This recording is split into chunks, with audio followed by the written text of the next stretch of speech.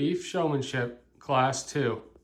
This was a fun class to judge this morning, simply because the showmen were very different. They all had talents and they all had a lot of compassion and heart for their projects, and they just had different styles in which they went about their mannerisms. So I'm going to go ahead and give you my placings first of all, and then I'm going to go through and give commendments and then also critiques for each showman as they're very young and as they can use this as an opportunity to learn. But I just want to encourage their passion and hope that they continue with these projects. So we're going to go ahead and start off with a young lady who's showing the Angus heifer, the black heifer. She's going to go ahead and win the class. Then we're going to allow the young lady showing the ShayLe to fall in second, and the young man's going to fall in third. And it was a tight class. Like I said, every individual showman did wonderful things, did correct things, did things that showed their animal properly, but there are ways in which these children can learn. So let's go ahead and talk about those things. We're going to start with a young lady who had the black heifer. You did a phenomenal job. I'm proud of you. I'm proud of you and your project. I'm proud how you presented this heifer. You did a phenomenal job of keeping her head elevated and showing her to her fullest potential.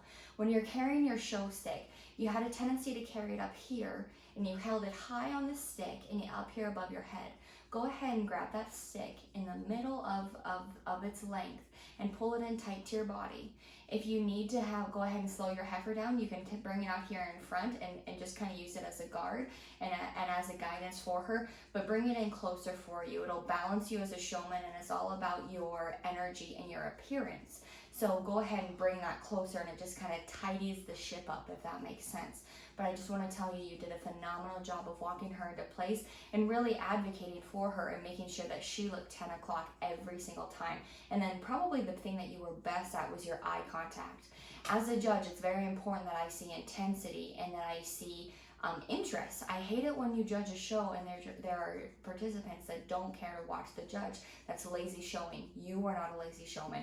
Congratulations, young lady. The second gal that falls into second place with the ShayLe heifer, she did a phenomenal job as well. I really appreciate your market steer. He's beautiful. You've done a phenomenal job feeding him.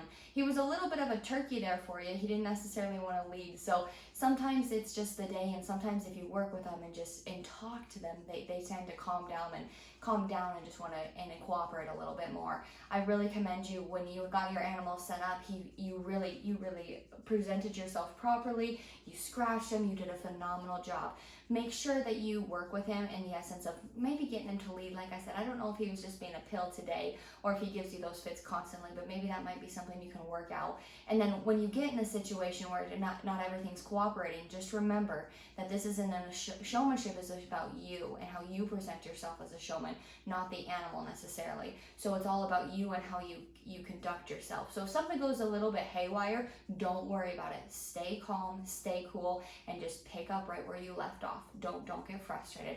Good job, young lady. I'm very proud of you. And then the young man that falls in third only by a sliver of a hair, you did a good job. And you know what? It is very evident that you worked with your animal, because you know what? Your breeding heifer, she followed you around, and she was willing and she was kind and she wanted to be out there with you. And that's only because you have worked with her. So I'm very proud of you.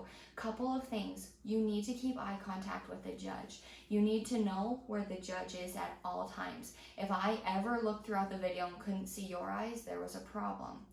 The other thing, young man, that you might want to take into consideration as you continue to work on becoming a very good showman and simply upping and improving your game is when you want to set your animal up, lead them into place. And so that'll come with practice. But I want to encourage each and every one of you, as you all did a phenomenal job. Congratulations, class 2.